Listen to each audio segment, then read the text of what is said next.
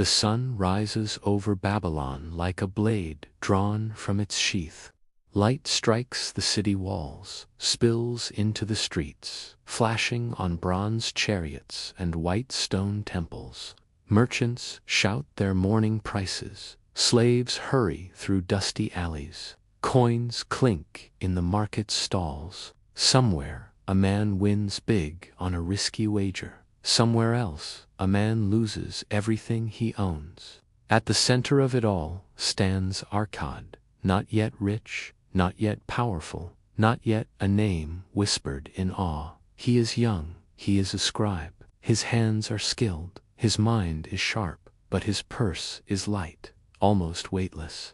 Every day, Arkad writes contracts for men who own more than he has ever seen. He watches them arrive in fine silk, their laughter echoing as they leave, only to return even richer. And every day, he tells himself the same comfortable lie. One day, somehow, I will be like them. But somehow is a ghost. It never shows up. It's a promise you make to yourself that has no appointment time. Arkad's days blur into a cycle of ink, clay tablets, and the quiet envy of watching other men's fortunes grow while his own stagnates. He is a spectator in the grand game of wealth, sitting on the sidelines, meticulously recording the scores for others. Until one morning, Arkad makes a mistake. It's a mistake so small it feels harmless, a momentary lapse in his otherwise perfect discipline. And that tiny mistake, that brief pause, changes his life forever. The mistake is this: Arkad pauses while counting another man's gold. The coins are piled high on the table, a gleaming mountain of potential. He's meant to be recording the transaction, but for just a moment, he stops. His hand hovers over the gold, and he just stares. It's a heartbeat too long, a breath held when it should have been released. The merchant, a man accustomed to the swift and precise movements of business, notices. His eyes narrow. "Why do you stare?" the man asks, his voice sharp but not unkind. Arkad swallows, the sound loud in the quiet room. He feels a flush of shame, caught in a moment of longing. Because I wonder why gold comes so easily to you and avoids me entirely." The words tumble out, raw and honest, surprising even himself.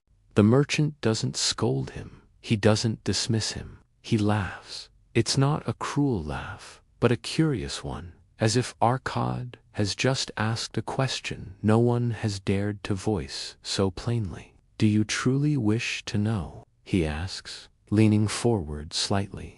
"Yes," Arkad says, and the word is firm, solid. For the first time in his life, he means now, not someday. The vague hope has sharpened into a specific, urgent hunger. He wants the answer, not the dream. That night, a messenger arrives at Arkad's humble dwelling. He is summoned, not to a grand palace or a bustling government building, but to a modest home on a quiet street. There, by the soft glow of an oil lamp, sits a man named Olgamish. He is a moneylender, known throughout Babylon not for his ostentatious wealth, but for his uncanny wisdom. His eyes are calm, holding a depth that speaks of countless storms weathered. The scars on his hands tell a story of a man who has not just counted gold, but has fought for it, lost it, and clawed his way back from failure, returning stronger each time. Olgamish listens patiently as Arkad pours out his frustrations, his envy, his deep-seated feeling of being stuck. He doesn't interrupt, he just listens. When Arkad finally falls silent, the room is thick with anticipation. Then Olgamish says something that strikes Arkad harder than any insult, harder than any whip. "You earn well," he states simply. "Yet you are poor. That is not fate, that is a habit. The words land like stones. Arkad has always blamed his empty purse on his modest pay, on the high cost of living, on bad luck. But a habit, that was something he was responsible for, that was something he could change. Olgamish reaches into a pouch and pours out a small pile of coins onto the wooden table. They gleam in the lamplight. Gold is a living thing, he says, his voice low and steady. It runs away from the careless man who doesn't value it. It runs toward the disciplined man who prepares a place for it. He doesn't lecture Arkad on complex financial theories. He doesn't offer him a secret formula for instant riches. Instead, he gives Arkad a simple, practical challenge, a test of character, not of intellect. For the next 10 months, Olgamish says, looking Arkad directly in the eye, you will do one thing. For every 10 coins you earn, you will keep one. You will not spend it. Guard it like your life. Do nothing clever with it. Do nothing brave. Just do not spend it. Arkad nods eagerly. It sounds so easy. Keep 1 coin out of 10. He could do that. It seemed almost too simple to be the secret to wealth. But it is not easy. The first month hurts. That 1 coin, set aside, feels like a gaping hole in his budget. It's the coin for the better wine, the extra loaf of bread, the small comfort he used to afford himself. The second month is humiliating. His friends laugh when he refuses to join them for a round of drinks, patting his empty-feeling purse. Merchants scoff when he bargains harder or walks away from a purchase he desires. He feels the sting of being perceived as poor, even as he is, for the first time, building the foundation of wealth. He is tempted, constantly, a new pair of sandals, a gift for a friend, a bet on the chariot races. Each desire screams at him to just spend the saved coin. It's only 1, after all. But he remembers the look in Olgamish's eyes. He remembers the sting of the word habit, and he holds firm. By the 6th month, something has shifted. Arkad walks differently. His steps are more deliberate. The denial no longer feels like deprivation. It feels like control. He is making a choice every single day. By the 10th month, he carries himself like a man who keeps promises, especially the ones he makes to himself. His small bag of saved coins is not just metal. It is a testament to 10 months of discipline. It is heavy with the weight of his own resolve. Just as promised, Olgamish returns. He inspects Arkad's small hoard, nodding slowly. But the look on his face isn't one of finality, it's one of commencement. The easy part is over. Now comes the real test. The story pauses here for a moment, not because Arkad rests, but because this is where the lesson truly begins. This is the turning point, the shift from theory to practice. If this story is already pulling something awake in you, if you can feel that subtle shift from wishing to choosing, then take a second to tap that like button and subscribe to the channel. Follow this podcast.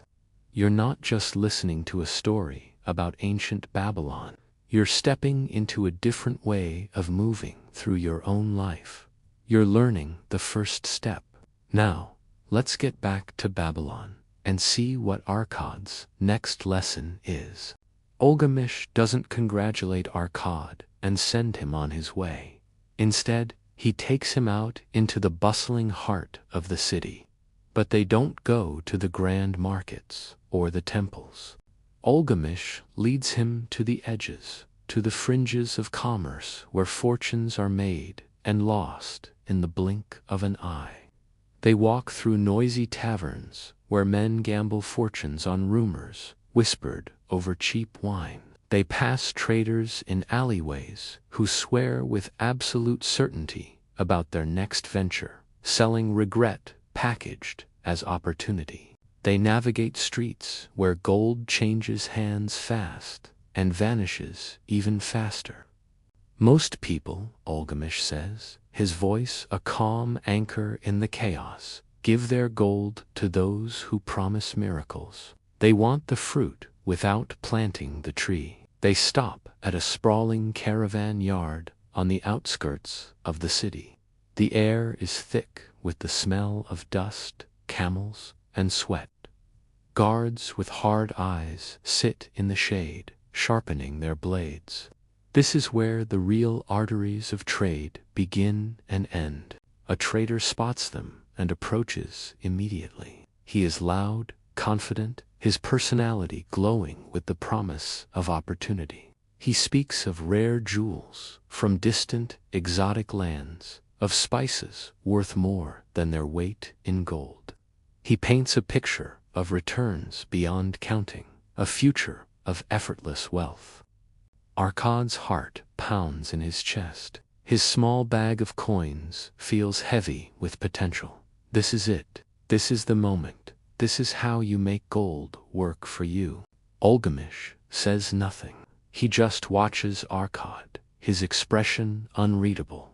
Arkad almost does it. His hand instinctively moves toward his purse.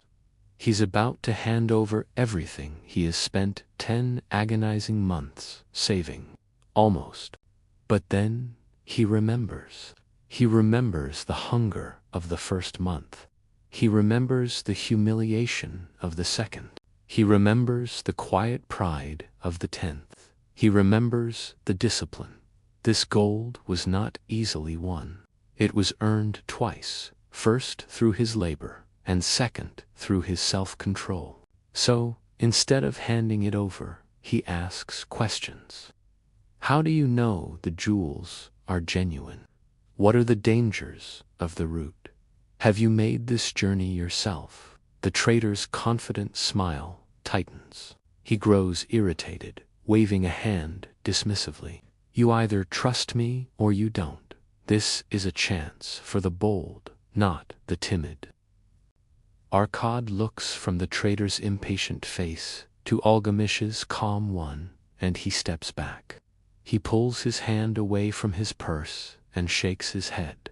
The trader scoffs and moves on, searching for an easier mark. A slow smile spreads across Olgamish's face. He claps a hand on Arkad's shoulder. The test was not about finding the right investment. It was about avoiding the wrong one. Instead, Olgamish introduces Arkad to a different kind of man, a builder. He's not flashy or loud. He smells of stone dust and hard work. He talks not of miracles, but of practical things, the cost of bricks, the demand for new homes inside the city walls, the time it takes to build something that lasts. His business is boring, it's solid, and, as Arkad learns, it is profitable. On Algamish's advice, Arkad invests a small portion of his savings with the builder. Not all of it, just a piece. It's a modest investment, and the returns are equally modest. But they are real. The investment works. His small pile of gold begins to grow, not by magic, but by a steady, reliable process. His gold now has children, and they, too, are working for him. Then, just as Arkad is getting comfortable with this new stage, Olgamish does something completely unexpected. He tells Arkad they are joining a caravan, not to invest in its goods, but to guard it. They are crossing the great desert. Gold must be defended, Olgamish says, strapping a waterskin to his side. Not just with cleverness and walls. It must be defended with courage. The desert is a brutal, unforgiving place. By day, the sun burns relentlessly.